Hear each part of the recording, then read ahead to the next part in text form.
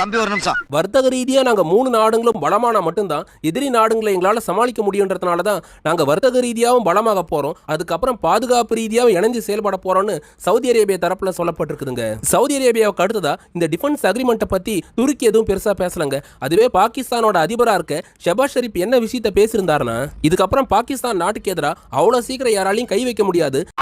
இவனை மட்டும் கார்கிலுக்கு ஒண்டி அனுப்புனா போகும்டா, பனிமலை எரிமலையா மாறும்டா. இவன் நடையப்பார் உடையப்பார் தலையப்பார். எங்களுக்கு பாதுகாப்பு தூண்களா துருக்கியும் சவுதி அரேபியா வந்து நிப்பாங்கன்ற மாதிரி ஷெபாஸ் ஷெரீப் அவரு தரப்புல சொல்லியிருந்தாருங்க.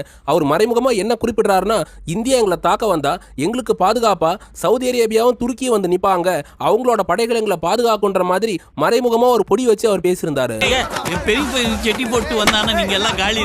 ஆனா இந்த டிஃபென்ஸ் அக்ரிமெண்ட் துருக்கி சவுதி அரேபியாவுக்கு வேணா ஆக்ட் ஆகலாங்க, ஆனா பாகிஸ்தானுக்கு ஆக்ட் ஆகாதுன்றதுக்கு முன்னவே ஒரு உதாரணம் வந்து ஏற்பட்டிருக்குது. சார் சவுண்ட் வரலையே சார், எல்லாரும் என்ன ஏமாத்துறாங்க. அது என்னன்னா 2025 சவுதி அரேபியாவும் பாகிஸ்தானும் ஒரு டிஃபென்ஸ் அக்ரிமெண்ட் போட்டிருந்தாங்க. என்ன பாதி தான் இருக்கு, மீதி வீடியோ எங்க? அதுக்கு நீங்க ரிலேட்டட் வீடியோ தான் பார்க்கணுங்க. பக்கம் பக்கமா தப்பு தப்பா பேசுறதாண்டா அக்கம் பக்கத்துல இருக்கவனுக்கு ஒரே வேலை. இப்ப பக்கத்துல இருக்க பாகிஸ்தான நம்ம தப்பா பேசுறியா, அவன் நம்மள தப்பா பேசுறியா?